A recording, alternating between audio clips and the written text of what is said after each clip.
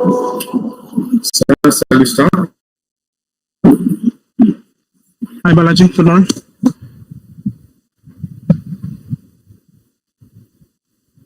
Good morning, sir. Good morning, dear participants. I would like to welcome the today's session resource person, Mr.E.Rajesh. He is working as an security operation manager and lead trainer in Base to Secure company, and he has overall 10 years of experience in cybersecurity. And he is also an expertise in penetration testing, red teaming, and threat hunting. He has also deployed security operations centers for many mid to large size organizations, and he is now working as a lead cybersecurity trainer for Base to Secure the company.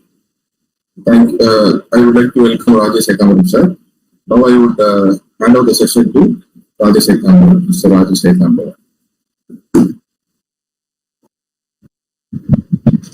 Thanks, Balaji. Okay, let me go and share my screen.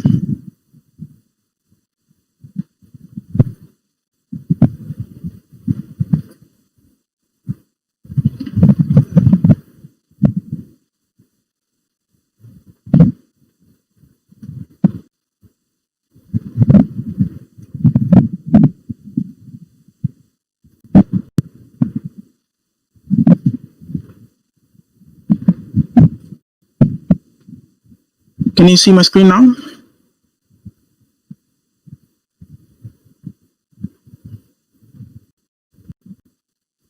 Yes, sir, you can see. You can go to the presenting board.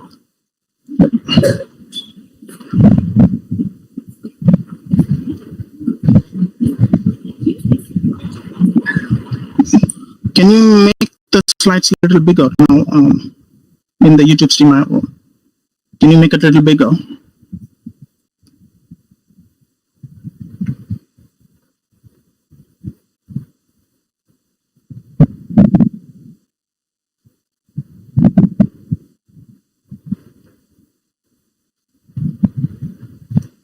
Yep, thank you.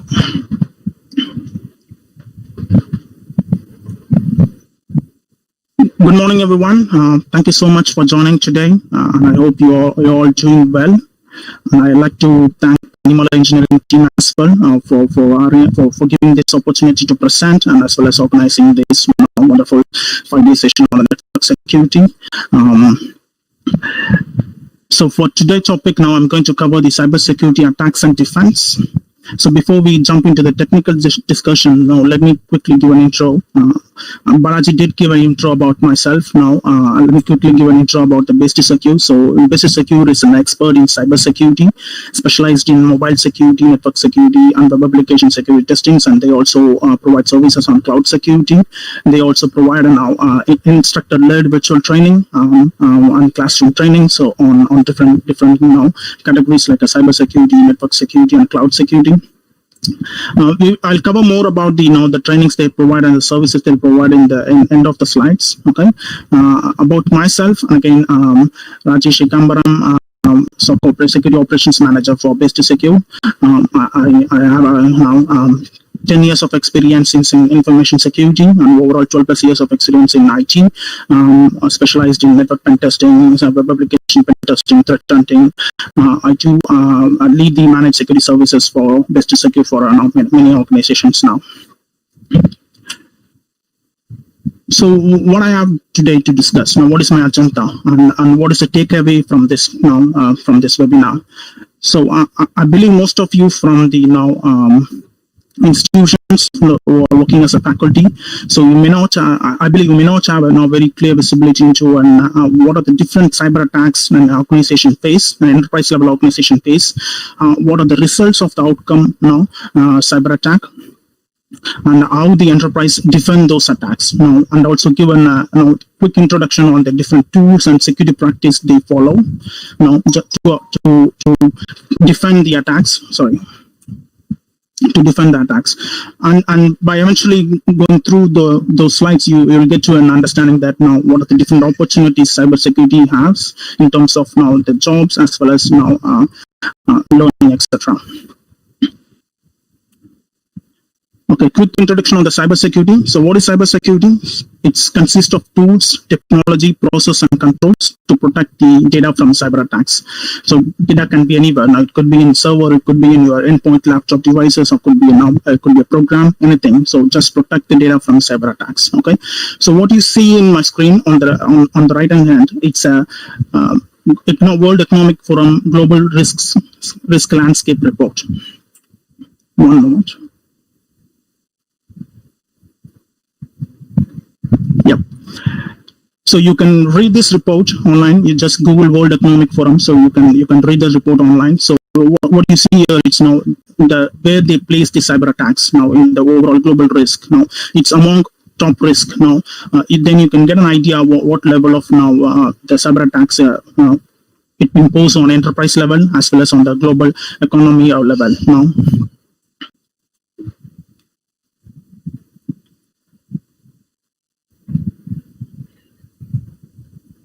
Sir, kindly increase your volume, sir. Okay. I think I'm on full volume. Maybe I'll try to speak louder.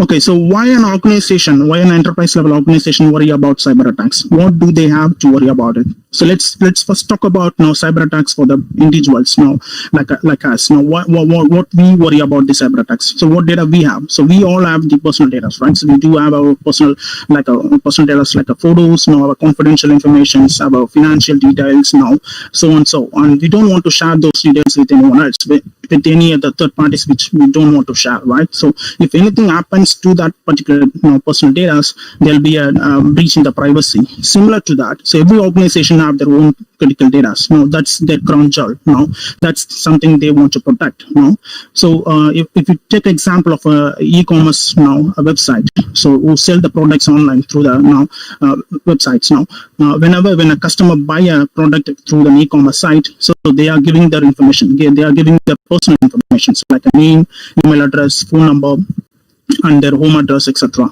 If the e-commerce sites accept payment details, so the customer will provide their payment card details as well. So and the company will eventually save all these details in the database, right? So that becomes their liability. So that's become their liability to protect the customer data, as well as the company have their own data, like an intellectual properties. In the example of e-commerce, their website is their intellectual property.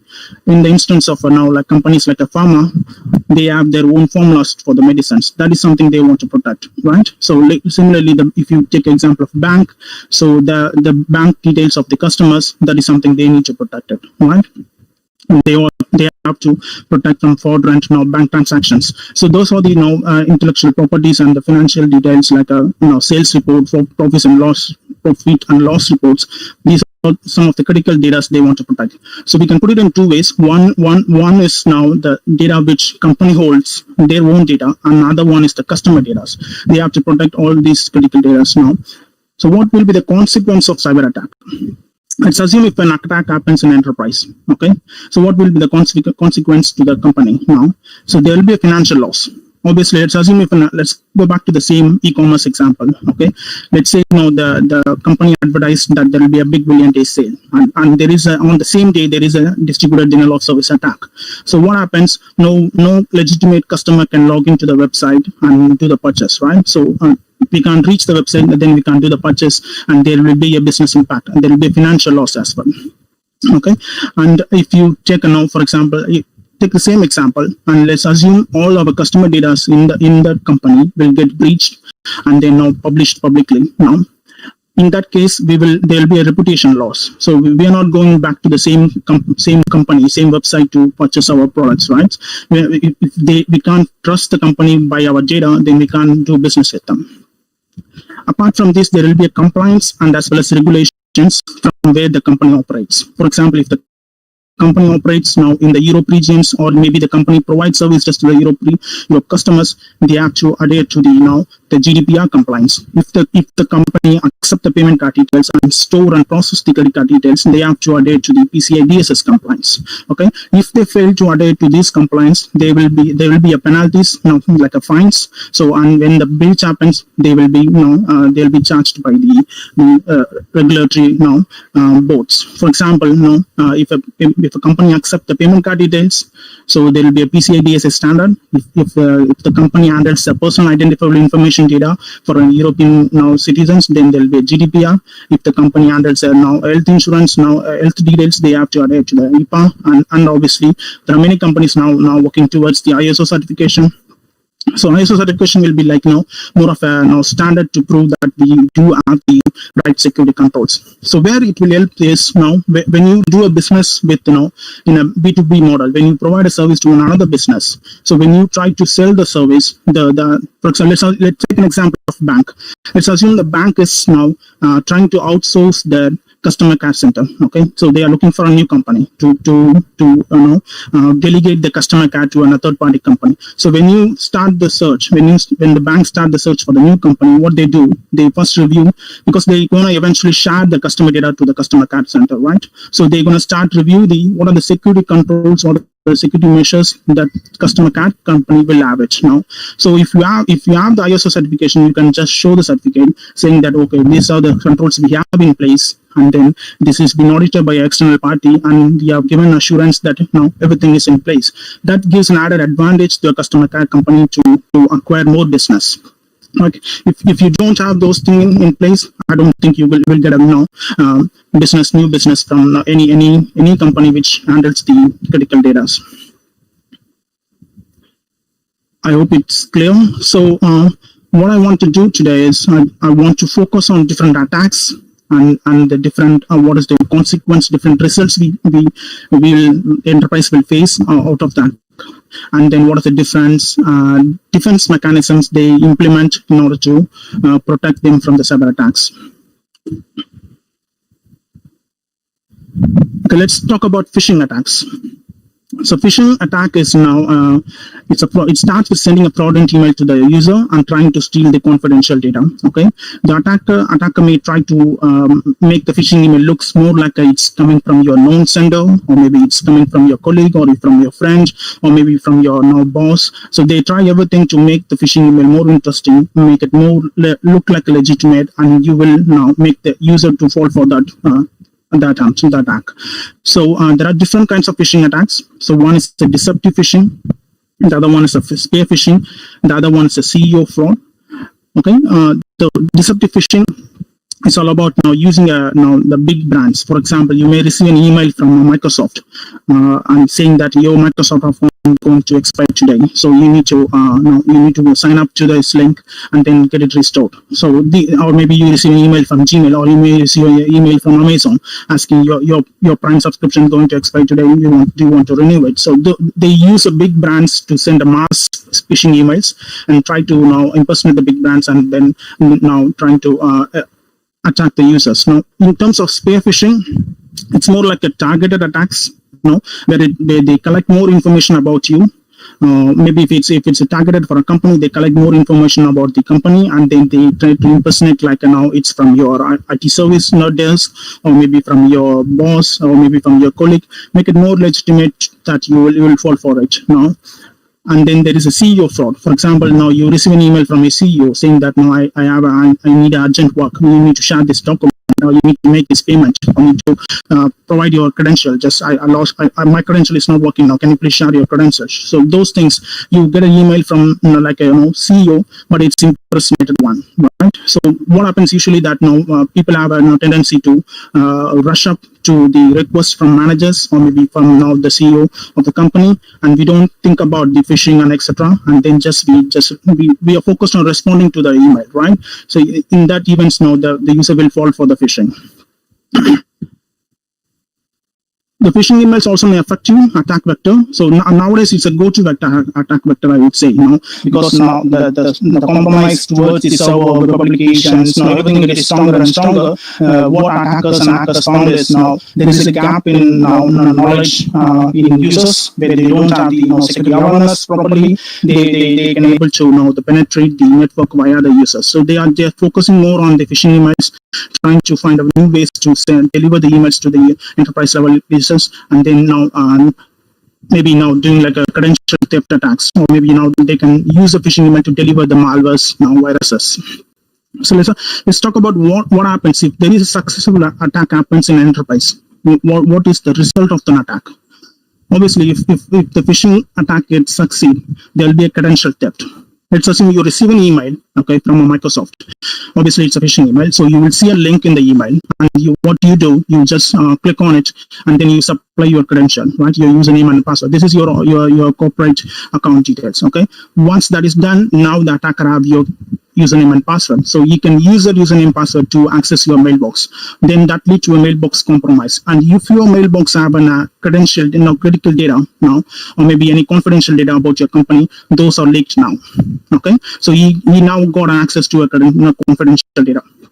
Also, as he got the credential of your mailbox, what happens in enterprise, there will be a concept called single sign-on. So all you have to have is single Active Directory account. So you use the same account to access your mailbox, to access your servers. Now all the services you use within the corporate network, you use the same account and password. Okay, so once the attacker get hold of that particular username and password, you can access a mailbox, and as well as you can log into all of the service you use. For example, if you use a cloud service, you can use the same credential to access a cloud service. You can use the same credential to log into a network or log into a server.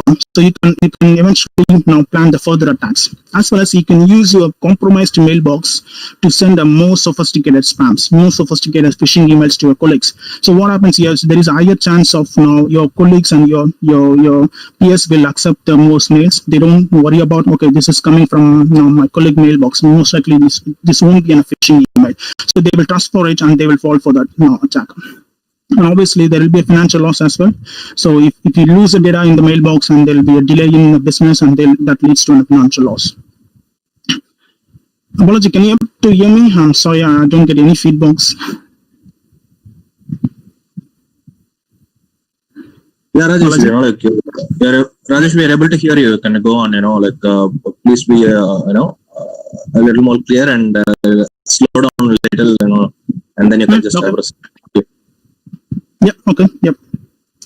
So, what are the defense now the enterprise can now implement to protect the users from phishing attacks? Okay. So, obviously, they can implement the email security gateways. So, email security gateways, how it works. So, the gateway will sit before your mail servers. Okay.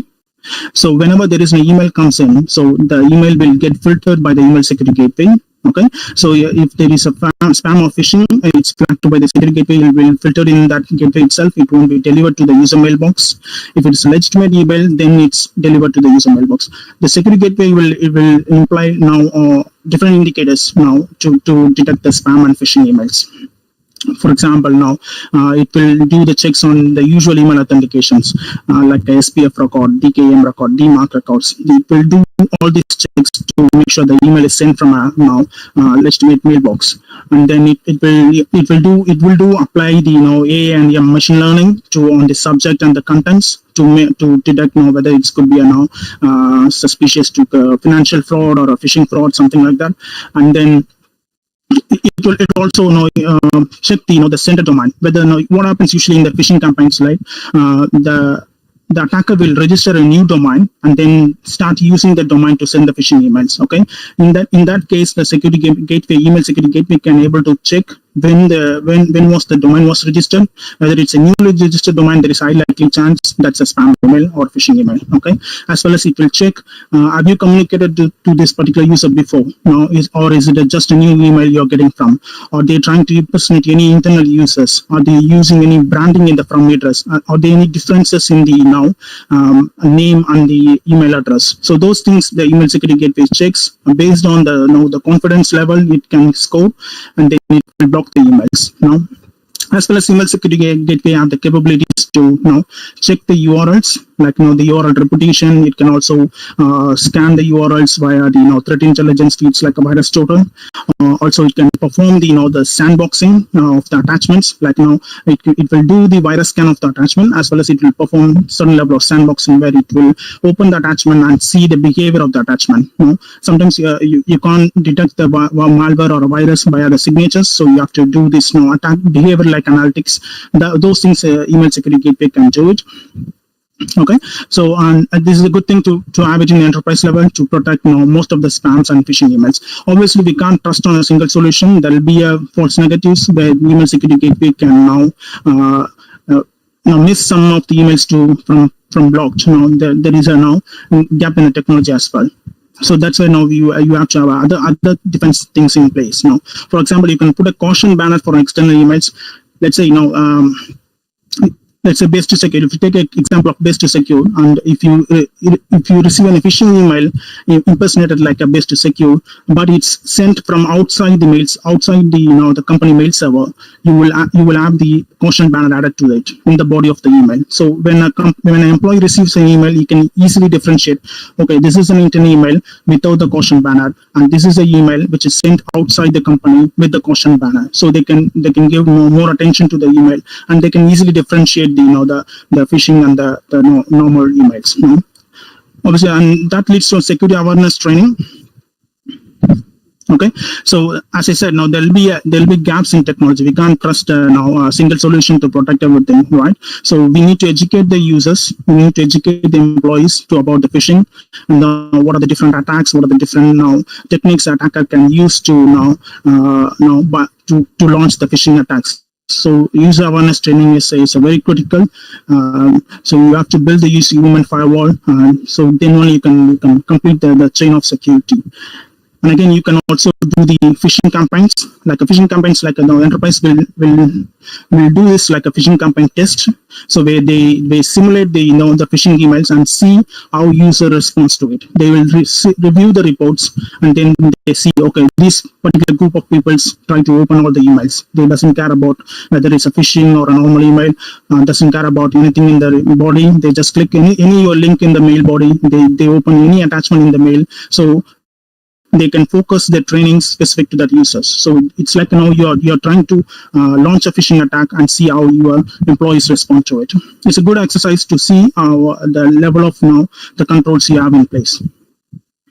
And as well as you can implement web proxies and DNS securities. So let's assume you received an email, okay, and the email have a malicious link in it, okay, and also assume that now everything else stays. Yeah, your user clicked on a link, and your email security gateway didn't block the email. Okay, now the email is sitting in your user mailbox. So there is a chance user will click on it, right? So when a user click on it, so that goes to your web proxy. Okay, if your web proxy can able to detect that malicious link and able to flag it as a malicious and block it, then you can protect the user from giving the credential out or maybe downloading any malware. So these are the different tools you can have in place to protect the users. Obviously, you have the SOC team, so we will be monitoring all the log sources now and doing the correlation and detection to pick up any alerts as well. Okay, I'll move on to the next one. Malwares and ransomwares. So I believe most of you know what is malware and virus. So just a quick intro on malware. It's a malicious software which is harmful to your computer. Okay, it could be a virus, Trojan, spyware, adware, anything. And the very important variety of a malware we are focused now today is a ransomware. So it's a type of malware. Once it's installed in your machine, it try to encrypt all your user data, all your data in your machine, okay, and then delete the original files, okay. So what you will end up with, you have to pay the ransom to the attacker to get the decryption key, and then only you can retrieve your data. But we don't recommend any enterprise to pay the ransom, because there is a very unlikely chances that you will get the decryption keys from the attackers. So they will just get the money and they forget about it. They don't supply you the decryption key. So you have to rely on your backups only to retrieve your data. So how these malwares and ransoms are nowadays are delivered, they delivered the infiltrate through the network via the email attacks, like a phishing attacks. They send the malwares via the attachments, or else your users can just use a USB drive which already have a malware installed. Now they can plug into your enterprise laptop or corporate laptop, and that can infect the machines. And the malwares and ransomwares nowadays uses the software vulnerabilities and known vulnerabilities in the application used to spread among the network, right? So even if one computer get infected, so it will try to spread it to the other computers in the network, right? And how we do is we just now do the reconnaissance and see what are the devices available in the network, and see what are the applications running, and then try to use a known vulnerability in that application, and then exploit it, and then install the ransomware or a malware in another machine. And what will be the result of this attack when a malware or ransomware is attacked in an organization? So obviously you have a data breach, and if it's a malware, if it's a ransomware, you will lose all your data. Let's assume all your data are encrypted in your personal laptop or in your corporate laptop, or all your data in your file servers are encrypted as well. So that will have a major impact into the business, right? So no one can access it. So or any files, and they will be end up with the shutting down the operation. Without the work they have done so far, they can't do anything further, right? So there will be data loss. If you don't have the proper backup solutions, you will end up with huge data loss. As well as if it's a malware, that leads to further attacks as well. Like I mentioned, the malware try to penetrate further into the network if you don't have the proper defense mechanism in place. And again, due to the data loss, you will end up with the financial loss as well. And when the news spread across the world, you will lose your reputation as well. Nobody is going to come to your business and going to give you the opportunity to serve them, and they're not going to trust you with the data they have, right? So how the enterprise protect the malwares and ransomwares? Obviously, they will have the antivirus and the next generation antivirus. That is critical. That is most critical as well. But how the enterprise manage the antivirus, that is an important part. Okay, so it's not just like how we do it in our personal computer. Just install the antivirus and forget about it. That's not how they do it. So what they focus on is they have a centralized management server. They push the antivirus from that server, and they monitor daily, right, like a 24/7, to see all the machines have the antivirus up and running. All the machines have the latest signatures up to date. Okay, so there will be a dedicated team who will be performing this. Even a single computer in an enterprise with missing an antivirus will lead to a major attack. Okay, so there will be a dedicated team who is working on just antivirus endpoint protection. Okay, then we have the endpoint detection and response. Okay, endpoint detection and response is it's kind of a new technology now. So it's more of a next level of antivirus, I would say. So once you detected the attack, let's say one machine in your enterprise get affected by a ransomware. Okay, and what do? You need to respond to it, right? So you need to contain the incident. You need to contain the attack. So what you have to do is now you have to respond quickly and use the tool itself, and to quarantine the machine, to just stop the machine from communicating to other machines. Just stop the machine from using the internet. So in the way you can protect your data being exfiltrated, protect your data from sent to the attacker. So you can do all these automated operations through the EDR solution, endpoint detection and response solutions. Obviously, if you have the proper email security gateway in place, you can stop the malware in the first instance itself before it can even end up in the mailbox, right? And as well as you can do the malware simulators, like you can force your servers and endpoints to install with the malwares in a controlled environment, and try to see how you respond to that instance. Try to see how your antivirus behave. Try to see how your teams your monitoring teams are now picking up the alerts. How soon they can now fix the issue. How soon they can contain the issue. Those things you can now simulate and see, and how effective your defense system is. Like I mentioned, malwares and ransomwares are now using the software vulnerabilities to spread, okay, within the network. So you need to have a proper vulnerability management and the patch management as well, to make sure that you don't have the known vulnerabilities in your network. So in that way, if you are protected in that way, there will be less chance that ransomware or malware can spread within the network. Obviously, you can use IDS and IPS, intrusion detection system, and intrusion prevention system to monitor the traffic in the network, and see now if there is a pattern matches. If there's any malicious pattern matches in the network, you can now detect them as well.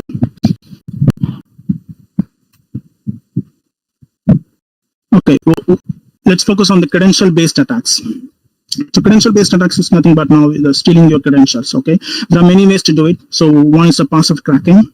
So obviously now, if you don't have the right mechanisms, like a logout mechanisms, after your 5 attempts of password failures, if you don't lock the user accounts, there is a chance that someone can do the brute force attacks, or someone can do the dictionary attacks. They can keep on trying for a new password for your account, and then eventually they will end up with the successful attempt, right?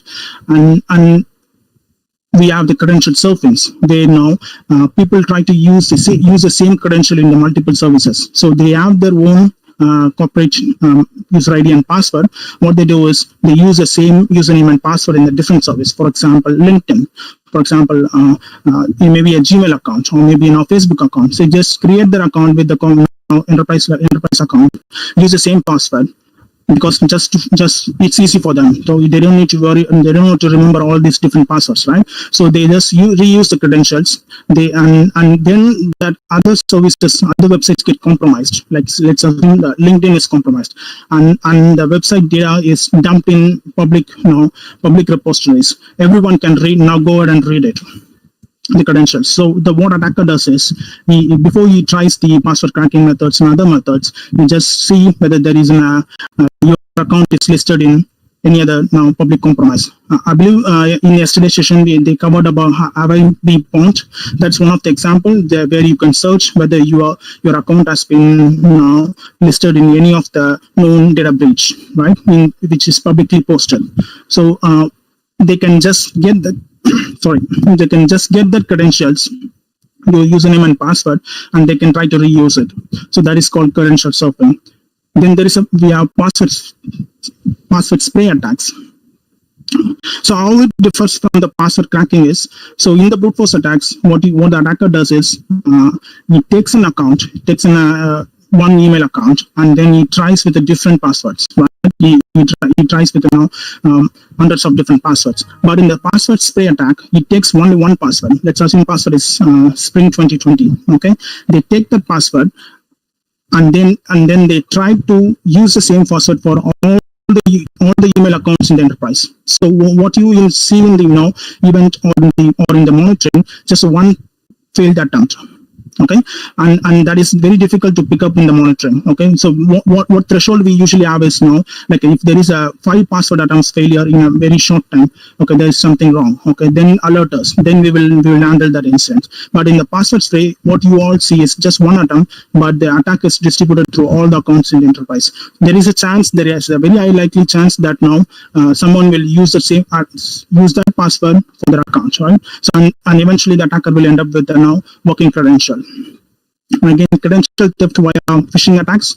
We talked about it. So they can send a phishing link and via the email, and then the user will click on the link and they supply the credentials. And the credential theft via the social engineering, social networking, and social engineering. So if they target you, if they target any company, like a spear phishing attack, they search about you, right? Collect as much details as they can via maybe a LinkedIn site or maybe your Facebook page or something, anything in the social networking. They collect more details about you. They try to guess the password using those details, and maybe they can implement a social engineering attack as well. They can call you and then say that we are calling from IT service desk. Can you supply your password? You need to reset it.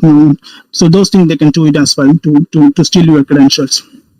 And then we have Kerberos attacks, like a Kerbosting, and the past hash attacks. These are like a quite high-end attacks. You need to be present in the network to do this, or else the attacker has to be present in your endpoint in your machine to launch these attacks.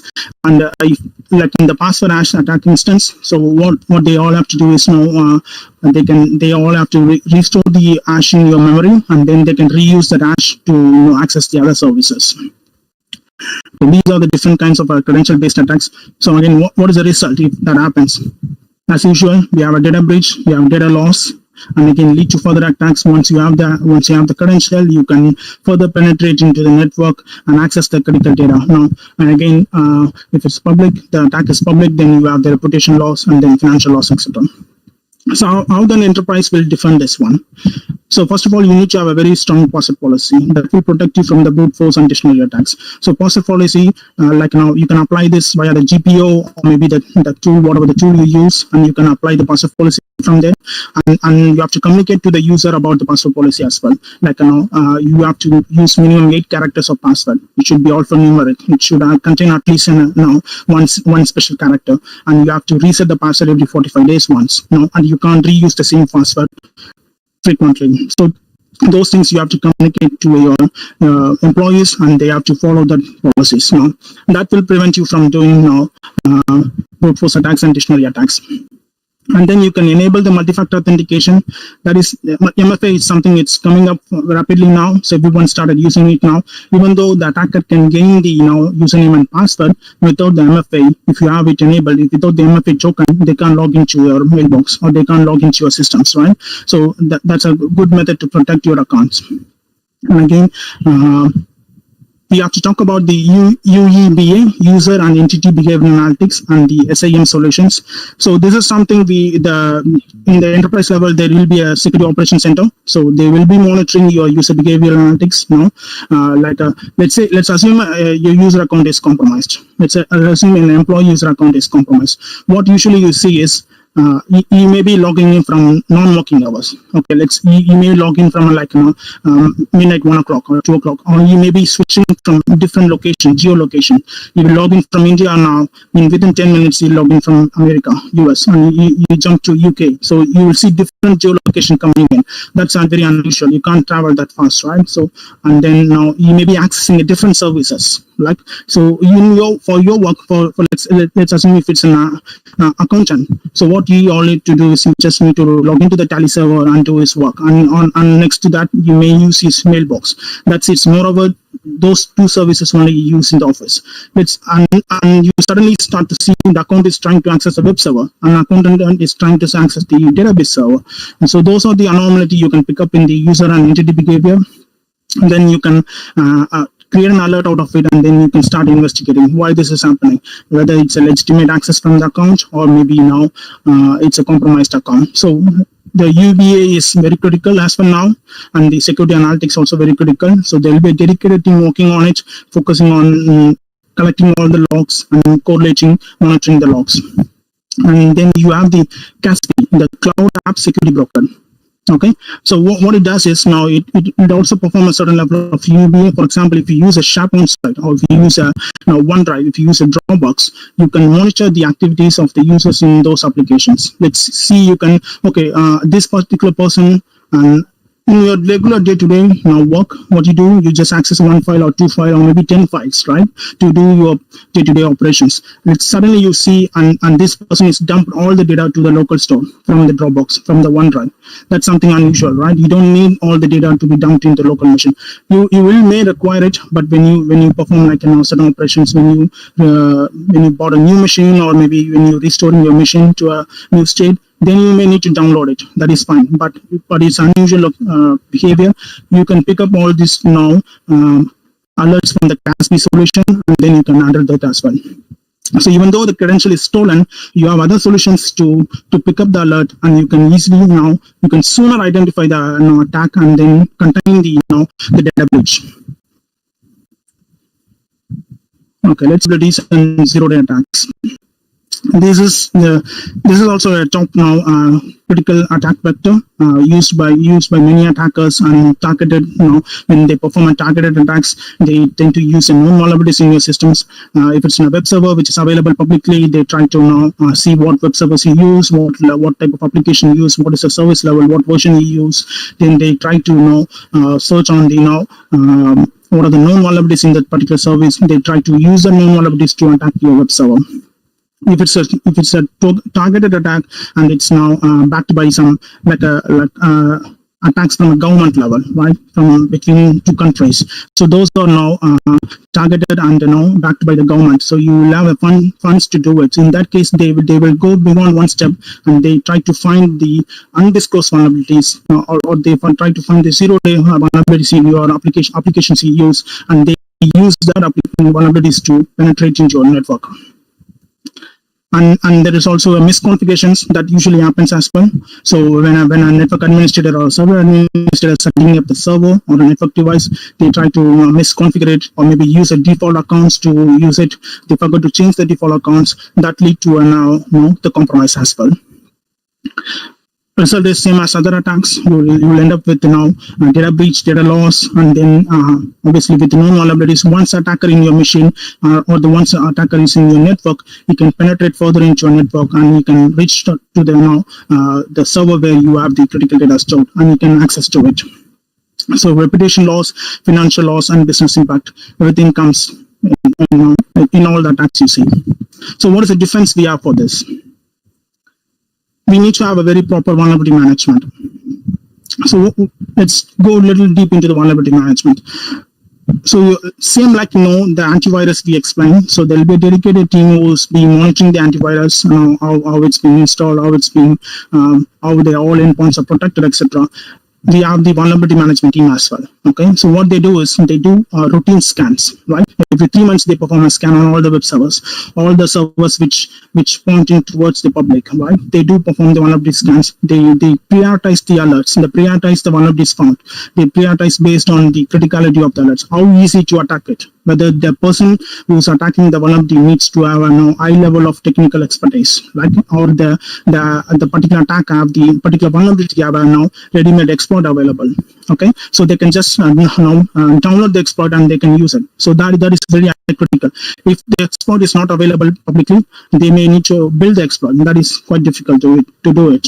So you can prioritize. The vulnerability management team will prioritize the criticality of the vulnerabilities they identified, and then they pass on to the infrastructure team to patch it. So this is how they keep track on the vulnerabilities they identify, how to prioritize it, how to fix it, and then they do the rescan of them to make sure that vulnerabilities are patched. And we have the patch management. Again, with the patch management, you can't, in the enterprise level, you can't just install the patch in all the machines at a time. So you have to have a process in place where you first apply the patches in your test network, your low critical servers. Then we see the patch doesn't introduce any new vulnerabilities, and the patch doesn't introduce any new problems. We don't want to end up with installing a patch and that cause the bringing the server down, right? That causing the application to bring down. Right? So we need to test all the patches before we apply to the live systems. So there will be a patch management as well. As well as you can do the penetration testings. This is something you can do every 6 months once, every 1 year once, or maybe whenever you make a major changes in your network or major changes in your applications. Do a penetration testing which simulates the attacker viewpoint. Do it from attacker about what you can do within the application of the server. See how you can able to penetrate into the network. Do you able to exploit the server? So this exercise will help the enterprise to assess the risk they have, and they can work on that risk and prioritize it and then get it fixed before someone else do it, right? And then you have the network segmentation. That is also very critical, just to limit the attack vector. Let's assume attacker is now acting to a web server. So now his next point will be compromising the database server. So that is where you have all your critical data, right? So you need to move to web server to database server. If you don't have the proper network segmentation is nothing but separating each and individual servers into each and group of servers into a different network, just to allow only the critical services, allow only the service which need to work, right? You won't open all the ports for any servers to communicate each other, right? So you have to segment it properly and block all the unnecessary traffics. In that way, so the attacker can't easily move to the web server to database server, or maybe to other servers in the network. So network segmentation is very critical in terms of containing the attack, and then you can limit the data breach, and you can do the threat hunting as well. So threat hunting is like a presentation. You will analyze the list of threats in the now currently in the cyberspace, and then you see how your network is now capable of how what are the likelihood of now the threat can be exploited. So you can do those exercises as well to identify the threats, and then you can prioritize it, and then you can get it fixed. So the idea is now you have to one step ahead of the attacker. Okay, so you have to do all this exercise by yourself to see what is the risk posture of your company, and then now get it fixed as soon as possible. Okay, web application attacks. And again, this is also common attack vector, because now the company web application is the front door of the company. So they web servers are publicly accessible, so anyone can access it. And again, web application will come with the common attacks as well. Like if you go to the web stock, then you can see the list of top attacks in the web application today's. Some of the attacks like injection attacks, like a SQL injection, command injection, voice injection, and there'll be a broken authentication where the application failed to properly authenticate the user. Like now they can able to perform the dictionary attack, they can able to guess the password, those things. And sensitive data exposure, maybe the website is not using the encryption in place, so they can able to perform the man-in-the-middle attacks when someone is using the application in the same network. They can able to use a broken access control now vulnerability. Let's assume now if you are on a Facebook and there is a broken access control vulnerability in place, and you can try to use that attack, exploit it, and try to access someone else's Facebook account. So similarly, if in a bank account, you can try to access someone else's account, you can make a transaction, online transaction. Those things can happen as well. And then you have the cross scripting, like you can attack the other users of the websites, and then you can install the ransomware or a malware using the cross scripting. So these are the common web application attacks now enterprise will face. As it's public available, it poses more risk. Now anyone can access it. It's not like an internal server. That is something you need to have a network access to access it. But in terms of web application, anyone can access via the web, right? So again, the result will be the same: data breach, data loss, full network compromise. If a web application allows an attacker to move further into the network, reputation loss, financial loss, etc. So how an enterprise can defend.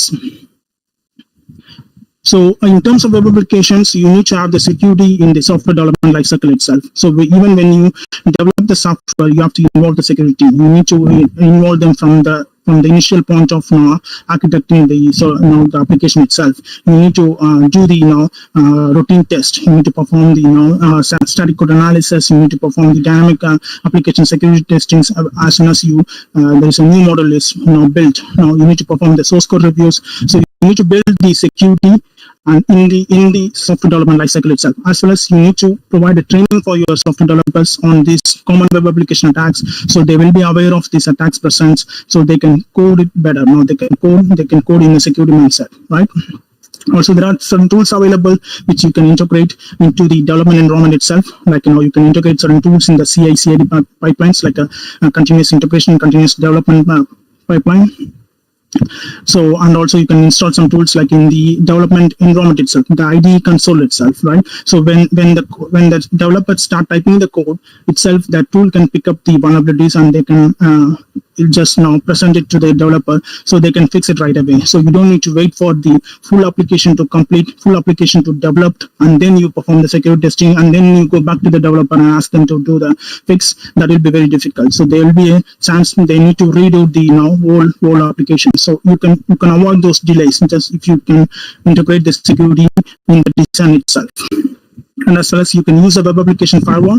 So it sits between the user and the web server. So it will intercept all the traffics coming in from the user, and then and see and can read it. You can analyze the request coming in. If it's any anomaly, like a random inputs is submitted, or they are trying to fuzzing the web application, etc. Those things can be blocked in the WAF itself. So WAF is must necessary as well.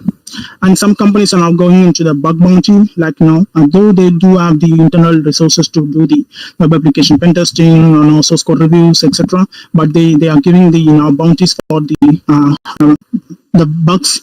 The open security researchers can found in the website. So if you submit the bugs you find in the web application to the company, they will reward you with the bounty. Okay, cloud security. As you know now, the cloud is in boom now, right? Every organization is now adapting now to the cloud.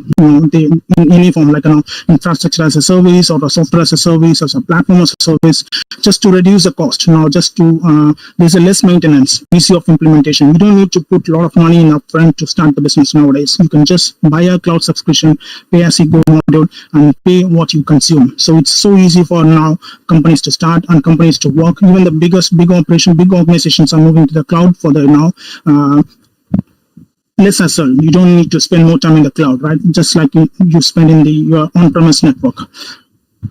Though it has a lot of features, a lot of advantages, it comes with the security issues as well.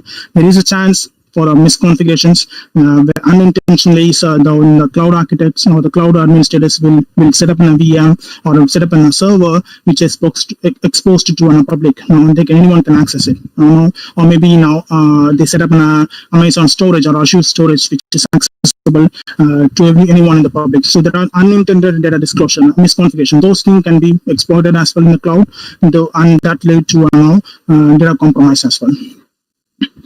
So what is the difference here?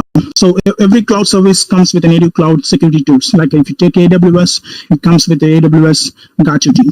Okay, and if you take Azure, you will have the Azure Security Center.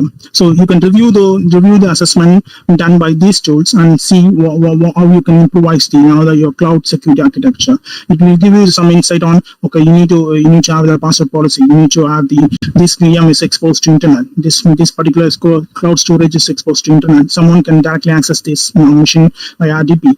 Now those alerts will be given to you and you can work on them.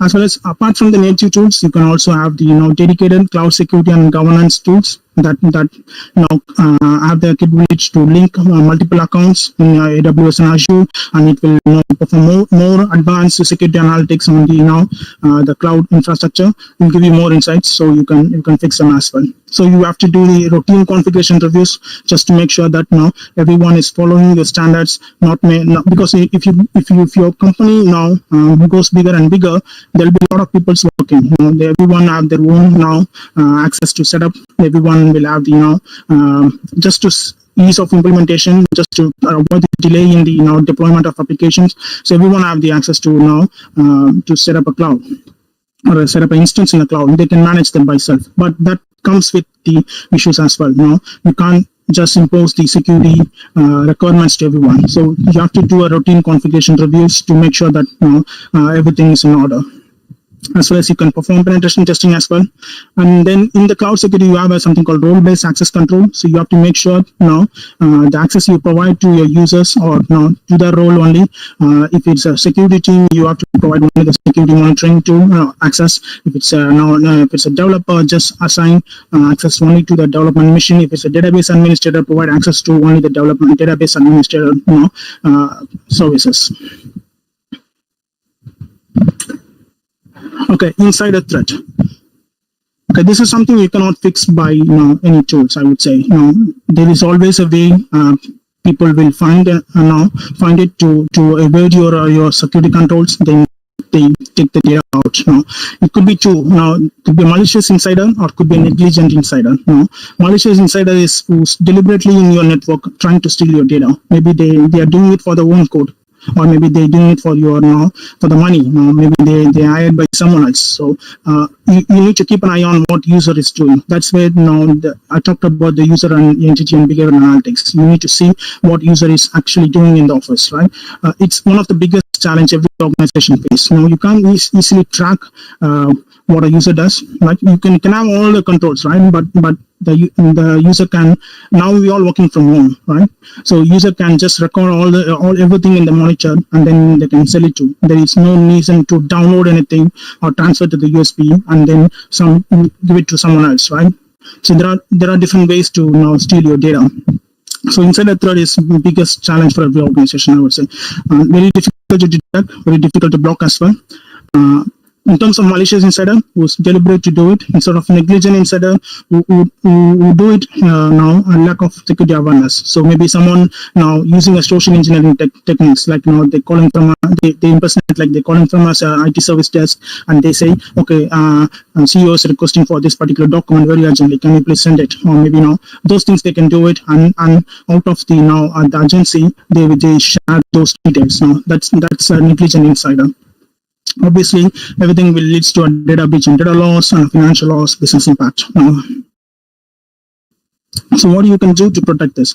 Obviously, you need to monitor the user behavior. You have to see what user is actually doing, whether the user is using a USB drive or using their own devices, or using or downloading the large set of data from your file servers or the cloud services, or maybe the user is accessing a lot of other files which is not related to the day-to-day operation, not related to the role itself. The security team doesn't have to do anything to do with accounting, right? Anything to do with the finance, right? So there is no reason I need to open the finance file, right?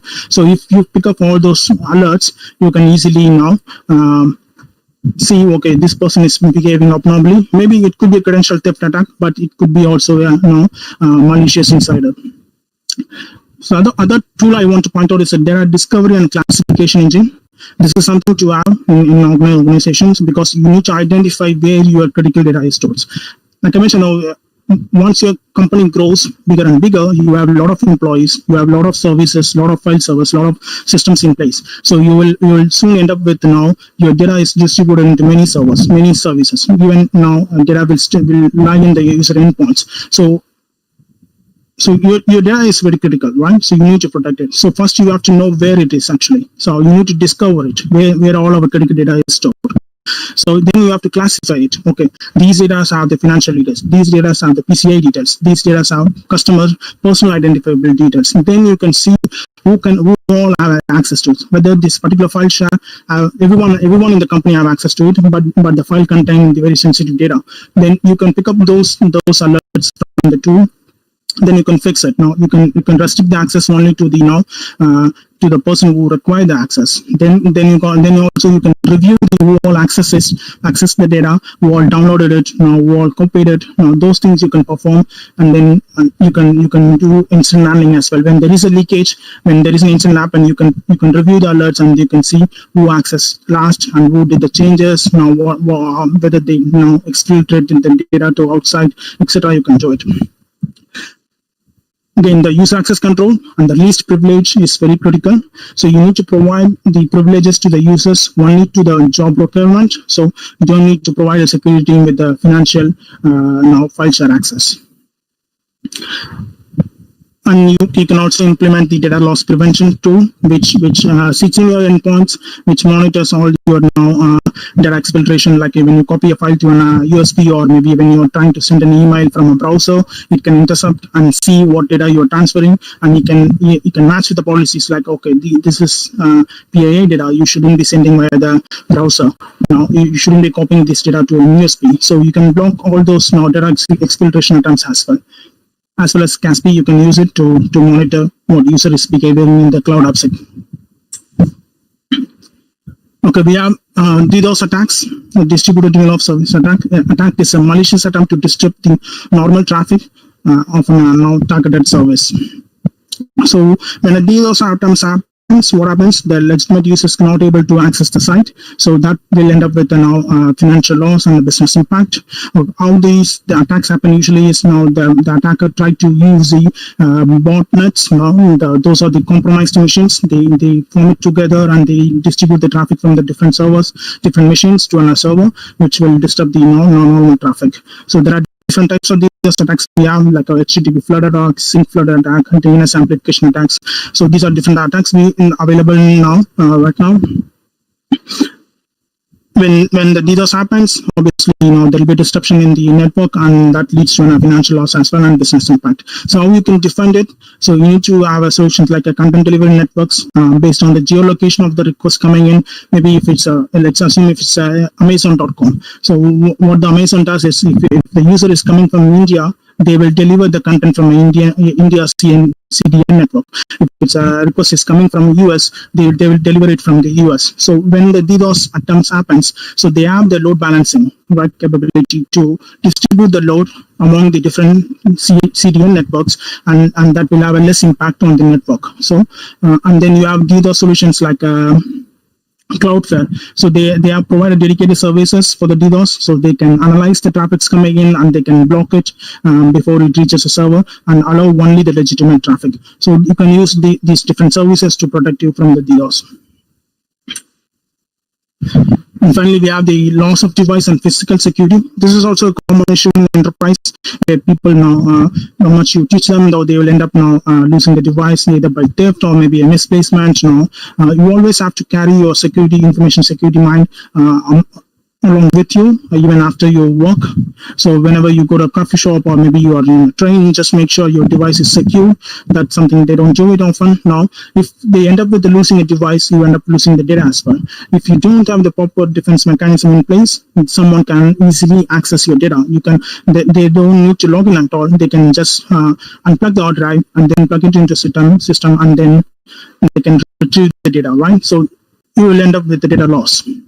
So how can you defend it? Again, strong password protection. Make sure that now someone cannot enter into a machine without the password. And you have to implement the data disk encryption like a BitLocker.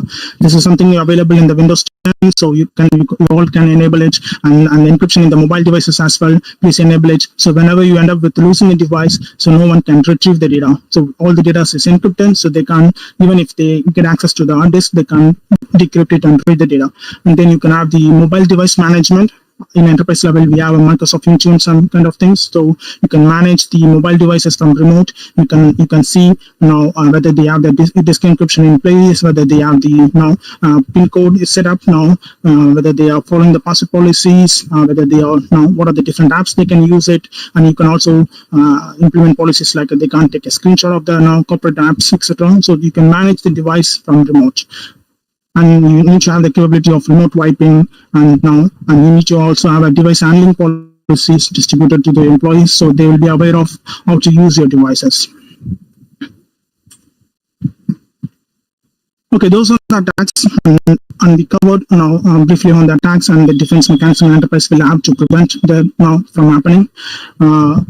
And in this slide, so I'm just covering briefly on the tools and the different teams in enterprise will have, and different practice they follow to make sure they are safe from the cyber attacks. In terms of tools, obviously there will be a penetration testing kits now to do the penetration testing, and there will be a lot of vulnerability scanners as well. Like if you take a network vulnerability scanner, you have a Nessus, you have Qualys. If you take vulnerability application scanner, you have a NetSparker, Veracode, Aquantix, Bobsuit. You can use those enterprise level now tools to scan your network and web applications. And for the penetration testing, you can use a Kali Linux. You can also use now some of the enterprise tools as well, or you can go with the open source tools as well. And then you need to have a proper antivirus, next generation antivirus. You need the firewalls. Obviously, it's a defense in depth, so you need to have the network segmentations. So you need to have firewalls in place in between every network to protect the inbound attacks. And then you have the web proxies and DNS security. In terms of web proxies, you can have a Zscaler or blue code proxies. In terms of DNS security, you have the Cisco umbrella. So it's slightly different from web proxy, but it does serve the same purpose. Now, email security gateway, you have Mimecast, Proofpoint, Barracuda. You have IDS and IPS, WAF like a Impower WAF, IDS like a Snort IDS. You can use it; it's open source.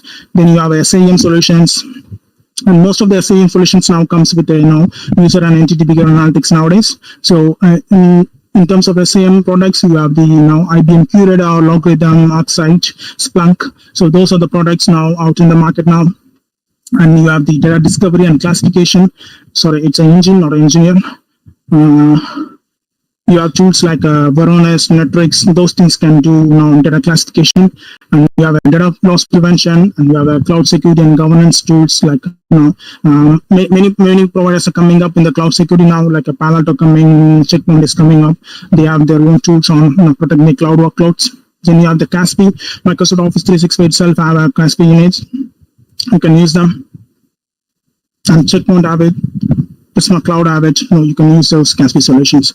Okay, in terms of teams, there are different teams involved in the enterprise, like red team. Red team is more of like who impersonate the attacker viewpoint. So they try to do the penetration testing without much knowledge about the network, without much knowledge about the applications they face. So they try to simulate the actual attack, real attack, and see how your network can withstand to it. Now, what are the defense? How your defense mechanism works? So they can test those now. And then you have the blue team. Blue team is like defenders. I would say that they are part of the security operations center. So they monitor your network. They monitor your they monitor your SIEM solutions. They collect logs from multiple data sources, and then they correlate the logs and they see how your network behaves. They will get a better visibility, and as well as they perform the security analytics. Then you have the application security team. So you focus on application security, web application security. Then you have the network security team, where they focus on the firewalls, IDS, IPS, WAF, etc. And then you have the information security team, where they focus on the data classification engine, or maybe the email security, or the web proxy and the DNS security. Those things they focus on it, and the cloud security. Then you have the governance, risk, and compliance. So this team will focus on the governance of the company. So how the data is protected. Now they deal with the auditing, etc. Like if you go for ISO auditing, or if you go for the PCI auditing, they make sure they have the right documents in place. They also make sure the company is following the policies and processes rightly to make sure they are compliant to the regulations. Then you have the data protection officer, and then you have the legal team. So who look after the data protection.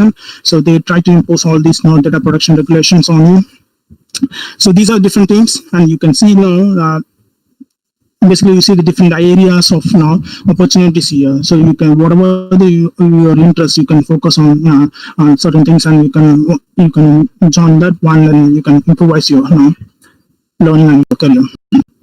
In terms of security practice, though you have all the tools and though you have the teams, you need to make sure you do those certain practice regularly, like the vulnerability assessment and penetration testing.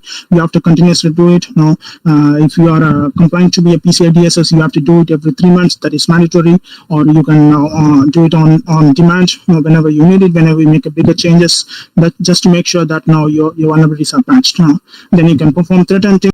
That is critical as well, just to make sure that the threats you see while in the network nowadays, you're safe from it. You have the protection in place. Then you have to incorporate the threat intelligence feeds with your SIEM solution and with your SOC team. So it's just one part, collecting all the data from different log sources, but you need to have the threat intelligence feed to make the data enrichment. So you have to go through the data you collect with the threat intelligence feed and get an alerts like okay, there is an outbound request to this particular IP, and this IP is flagged as a malware IP. There is a URL accessed by a user, and this URL is marked as a malicious URL. And some user is logging in from an IP address which marked as a botnet. So or maybe they're using a Tor network. Now those things you have to pick up via the threat intelligence and combining with your SOC. And then you also need to monitor the dark web. So there could be an attack which you are not aware of it. There may be a successful attack happened before. Maybe there is an attack going on right now. You aren't aware of it. But what happens when you do monitor the dark web? You can come across okay, this particular account is for sale. Now, attackers usually tend to sell the data they steal, sell the credentials they steal. So in the dark web, so if you monitor the dark web, you can pick up those incident as well, and then you can handle it. And then you can do the phishing campaigns. We talked about it. Now phishing campaigns is to simulate the phishing, how you use a response to it. Then you have to perform the risk assessments, where you analyze the risk and then treat it, prioritize it, make a plan for it. Then security awareness training. So that is critical as well. So you have to bring your employees to the security awareness to the next level, so then they can now work together the tools to protect the organization. Then you have the DCR and BCP.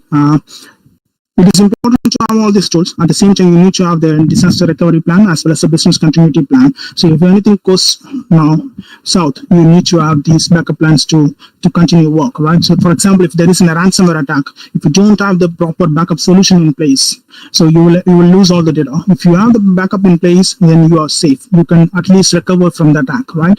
So you need to properly test these BCP plans and the disaster recovery solutions. Not just planning, you have to continuously test this every 6 months once or every yearly once, just to make sure it works.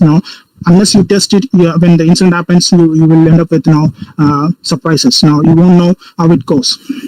You may thinking that you are taking your backups, but if you don't do the recovery restore test, you won't know that a backup is working or not. And then you need to enforce the policies and processes. Even when the employee joins the company itself, you need to impose it now. Make sure the employees read the policies and they follow the policies as well. Then you need to have the cyber insurance that is picking up as well. Now every company is focusing on cyber insurance because, as you've seen in the initial slides, there will be a lot of fines if you are not complying to data breach, and if you are not complying to a GDPR and you end up with a data breach, you will be paying fines like 20 million pounds, or maybe 4% of your global turnover. So that's a lot of money. So you need to cover that by the insurance. So the people go for the enterprise go for the cyber insurance, so they can cover the cost. And then finally, you have the vendor risk assessment. We talked about it with the example of bank and customer care. Okay, so though bank have the critical data, and when they start sharing the data with the third-party company, they have to make sure the third-party company also following the same practices, same security controls they have in place to make sure that they won't end up with if the third party get compromised, obviously the bank customer data is going to get compromised. The bank is the liability of the data, so they have to make sure the vendors also following the security practice. You have to regularly visit them, regularly perform audits on the vendor, make sure they are following the security controls you wanted to do. Okay, almost to the end of the presentation. The summary is hackers only have to be successful once. They all need to do one successful attempt. Then they can find the way into the crown jewel, the critical data. So and again, the attacker is everywhere, right? So you can't expect from where the attack comes from. Expect the unexpected.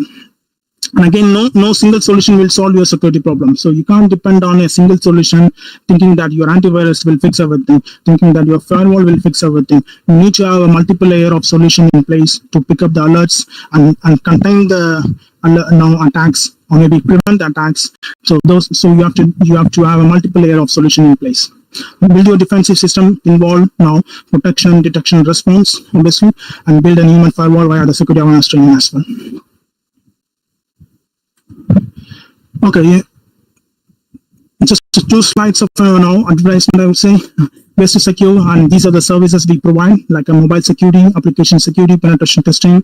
We do provide incident response. If you end up with a ransomware or a malware attacks, we can help you to get around it.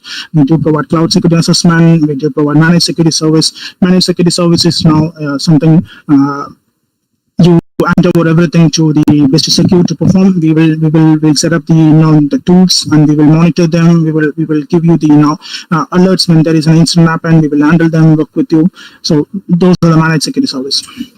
In terms of training, so we do have training on cybersecurity, network security, and the cloud securities. So don't worry about what level of knowledge you have now. So we have the courses in the beginner level, professional, and then you can move to the expert. And again, the trainings are led by the industry experts. They have a real-time world experience. They work on the projects, real-world projects, and then they do also conduct the trainings. So and again, as it's not a video, and again, it's not a recorded training. So it's instructor led. So whenever you have a doubt, you can directly ask with the communicate to the instructor and get it clarified, and they can customize the training to your knowledge to your get more details on that.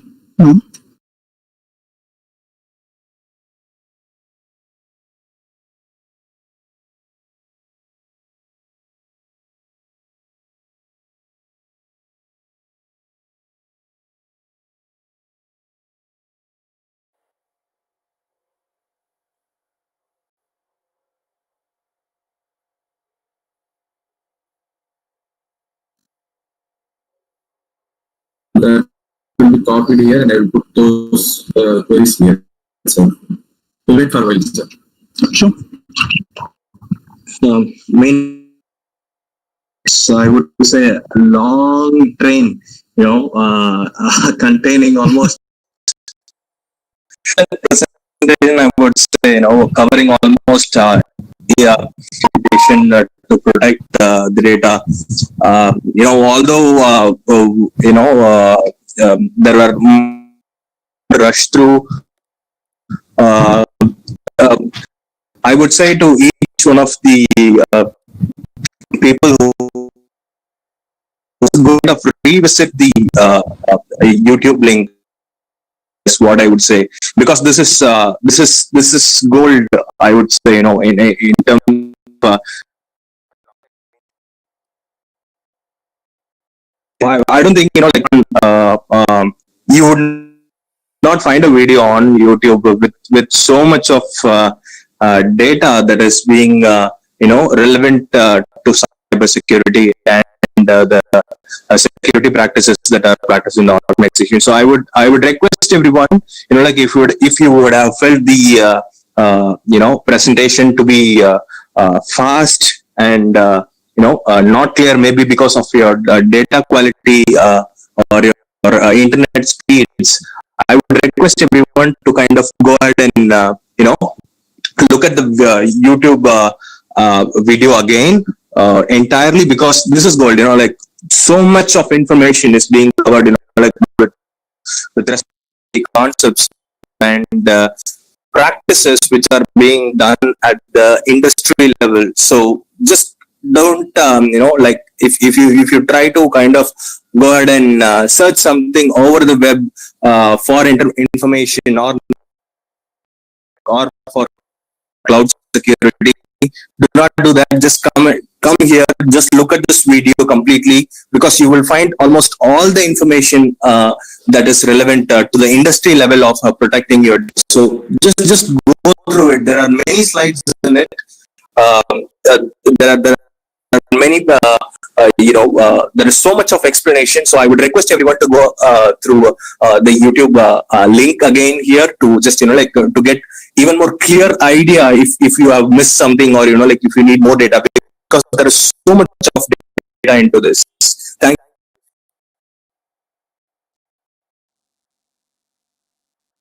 Thanks, Sudhir.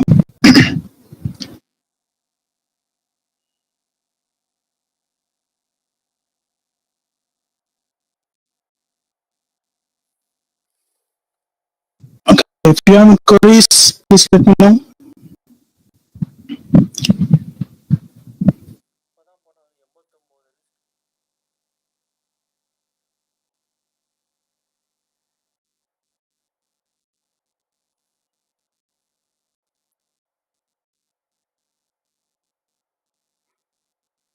I have posted a query in a chat box. Maybe check it, sir.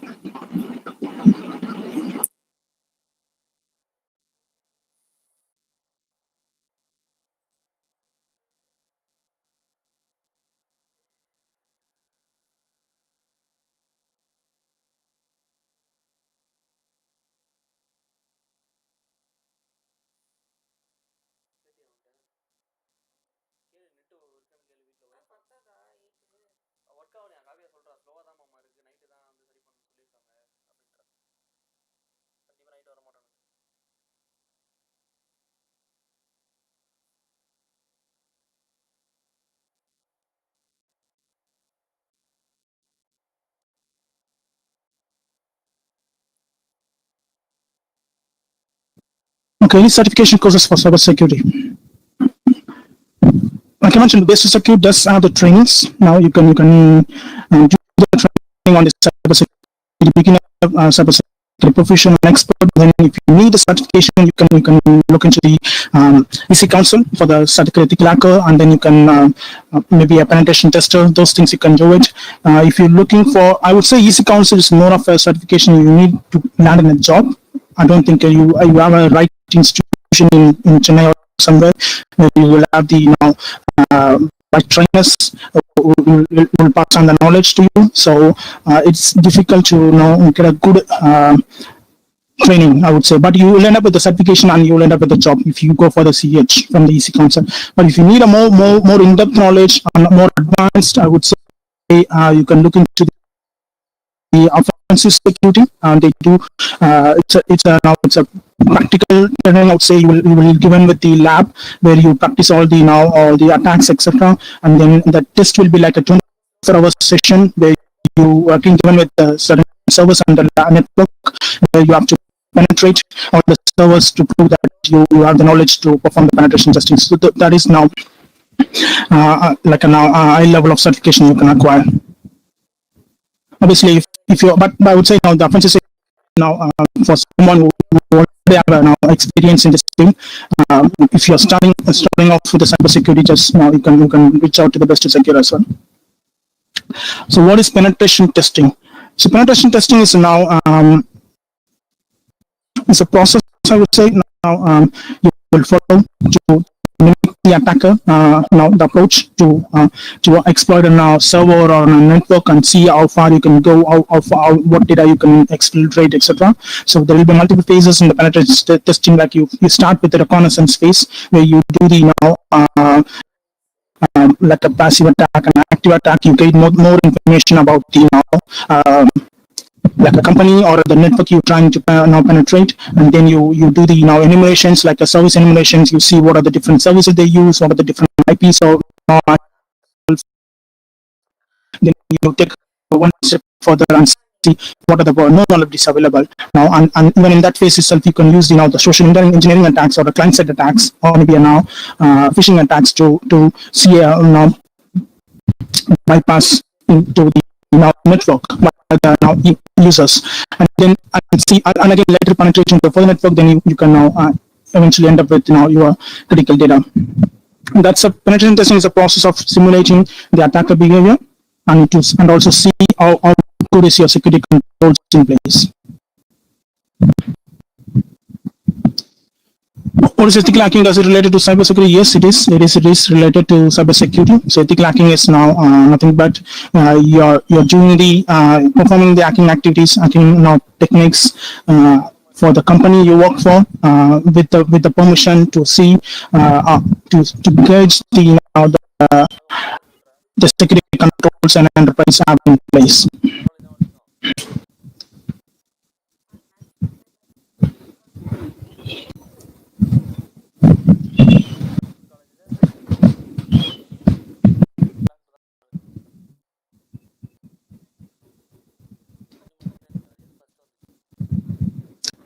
Rajesh, I could also see some of the comments on YouTube channels stating that your presentation was a bit fast. So for everyone, just commenting, the presentation was fast because there is so much of data that or information that Rajesh has completely covered in the slides. So that's the reason we have asked you to kind of go ahead and kind of just try to kind of look back at the videos again to to get even more clearer idea if you have just missed, or if you're not able to follow some slides, because bringing so much of information into 1 hour of presentation is really challenging. I thought it would be hard for someone to just finish that off, but still Rajesh has managed to complete the slides completely with even without missing out any information. Whatever has been put on the slides, there is so much of explanation to it, and maybe because of that it would have appeared as if it is fast. But I would request everyone to go ahead and at your free time. I think the link is always active on YouTube, so you whenever you find time, just go ahead and kind of revisit this particular presentation, because it is so much of valuable data, and the industry level standard of data is being presented. So it might be a little hard for someone to catch up immediately, but just go ahead, just look at the video again if you have missed something on the slides, or I think the slides also would be shared to each of the participants. So if you find any, particular slide and there is so much of data and so much of explanation on each of the slides, So if you didn't get any, like if you're not able to follow anything on the slides that isn't clear, or if you need more information on that particular slide, just come back to this YouTube channel and just search for that particular slide, and like you would find so much of information that you will not find anywhere. I would say, like it's so promising, you will not find this data anywhere out on the web. Thanks, Surya. I'd like to add one point as well. Maybe in the YouTube itself, you can slow down the speed, the playback speed. So then maybe so. I apologize for that. Now I have to rush up to cover this one.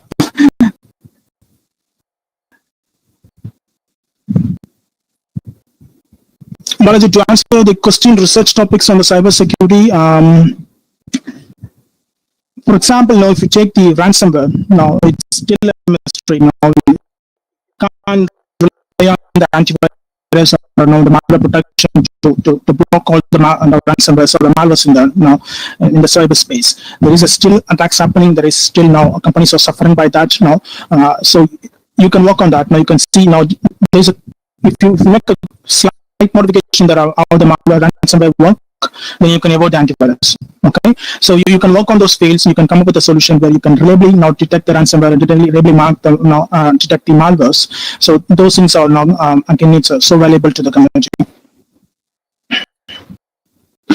And again, work from home is picking up now. Everybody's situation now, we are working from home, and then and companies are pushing for the remote works, so you can work on the zero trust models as well, and again how you can protect the endpoints without being in the corporate network. Those things you can focus on as well.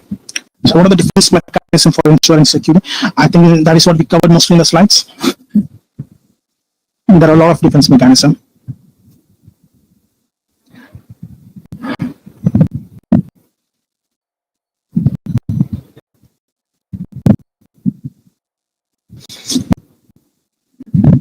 Yeah, I mean, like just going through the slides again, Rajesh, like that would just give a more clear explanation of each of the questions or doubts that like participants should be having. But sure, once these slides are shared, like participants just go through these, like I think they would get even more clearer idea, and as well at the same time they can look back at the YouTube channel, like they need. I think that to them, like if there are any more questions. Yep, sure. But if you don't have any further queries, I think we can finish it off.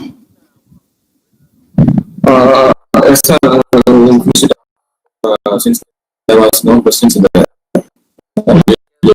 channel, thank you very much once again for your valuable presentation, for valuable time. Thank you, sir. We can end up the meeting here. Yes, thank you so much. Thanks everyone for joining today. Hope it was useful. And if any queries or any doubts, you can reach out to my email address, raj@Mr.E.Rajesh, or else for anything related to the training, you can reach out to training@Mr.E.Rajesh. And this is the web address of mr.E.Rajesh.com. Thank you so much. Have a good day.